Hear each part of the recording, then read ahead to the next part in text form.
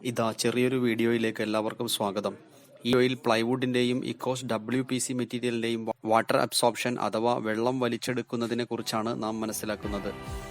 ഇതിനായി നീളം, വീതി, ഭാരം എന്നിവ രേഖപ്പെടുത്തിയ ശേഷം ഇക്കോസ്റ്റ് WPCയുടെയും ഒരു പ്ലൈവുഡിന്റെയും ഓരോ കഷണങ്ങൾ ഒരാഴ്ച സമയത്തേക്ക് വെള്ളത്തിൽ മുക്കിവെക്കുന്നു.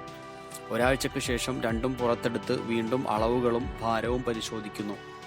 പ്ലൈവുഡിന്റെ പീസിൽ ഒരാഴ്ച കൊണ്ട് തന്നെ മോൾഡ് അഥവാ പൂപ്പൽ വളർന്നു തുടങ്ങി കഴിഞ്ഞതായി നമുക്ക് കാണാം.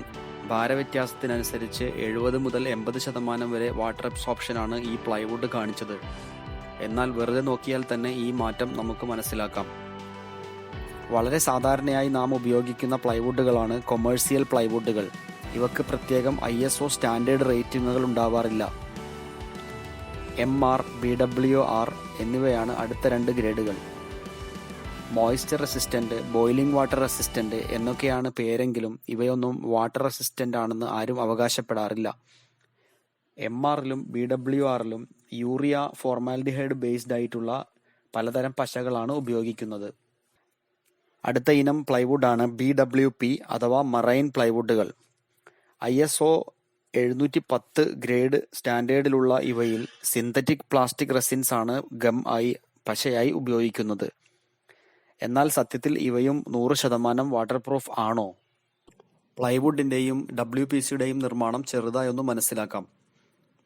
പൊതുവെ വില കുറഞ്ഞ മരങ്ങളുടെ തടി ഡീബാർക്കിംഗ് അഥവാ സ്കിൻ റിമൂവ് ചെയ്ത ശേഷം കനം കുറഞ്ഞ പാളികളാക്കി കട്ട് ചെയ്ത് വിനീറുകളാക്കി എടുക്കുന്നു.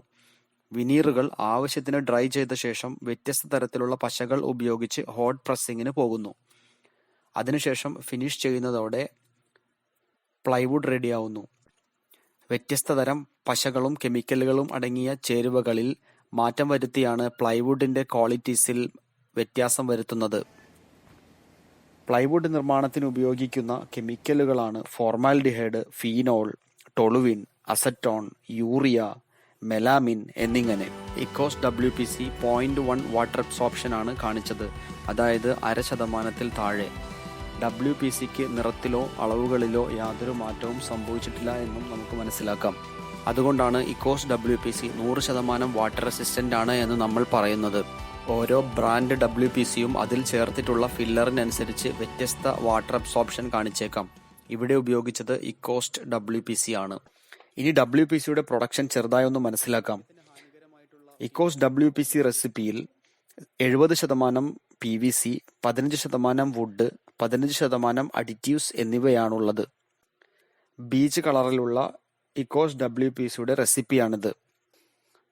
മേൽപ്പറഞ്ഞ ചേരുവകൾ ചേർത്ത് ഡൗ തയ്യാറാക്കിയ ശേഷം എക്സ്ട്രൂഡറുകൾ വഴി ഓരോ അളവിലുള്ള വ്യത്യസ്ത പ്രോഡക്റ്റുകളായി എക്സ്ട്രൂഡ് ചെയ്തെടുക്കുകയാണ് ചെയ്യുന്നത്. ഹാനികരമായ കെമിക്കലുകൾ ഇക്കോസ്റ്റ് WPCയുടെ റെസിപ്പിയിലില്ല.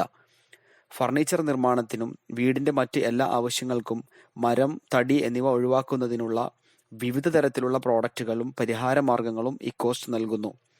കൂടുതൽ വിവരങ്ങൾക്കായി വിളിക്കൂ ARS Associates, all Kerala, head office, Cochin.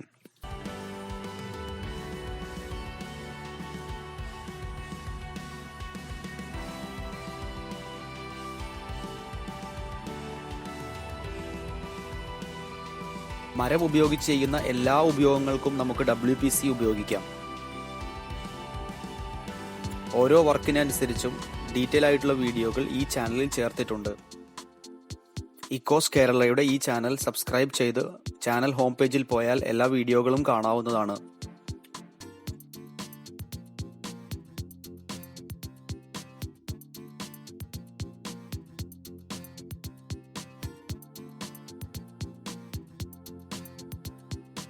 എല്ലാ ഇക്കോസ്റ്റ് WPC പ്രോഡക്ട്സും water proof, fire retardant, save trees, termite proof, life time guarantee, recycle ചെയ്യാവുന്നത് എന്നീ ഗുണങ്ങളുള്ളവയാണ്.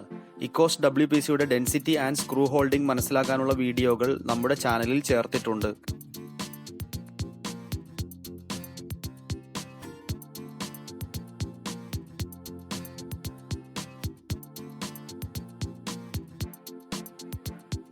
ഇക്കോസ്റ്റിന്റെ WPC doors, WPC door frames, WPC grills എന്നീ പ്രോഡക്റ്റുകൾ നൂറുകണക്കിന് ബിൽഡേഴ്സ് വിശ്വാസമർപ്പിച്ച് ഉപയോഗിച്ചുകൊണ്ടിരിക്കുന്നതാണ്. ഹാൻഡ് റെയിൽ പോലുള്ള ഉപയോഗങ്ങൾക്കും ഇക്കോസ്റ്റ് WPC പ്രോഡക്ട്സ് ലഭ്യമാണ്.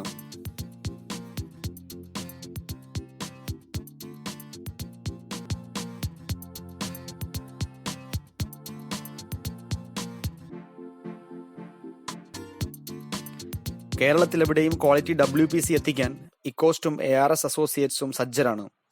വിളിക്കൂ 9567124221 for more details and also for your free samples. ARS Associates, All Kerala, Head Office, Cochin.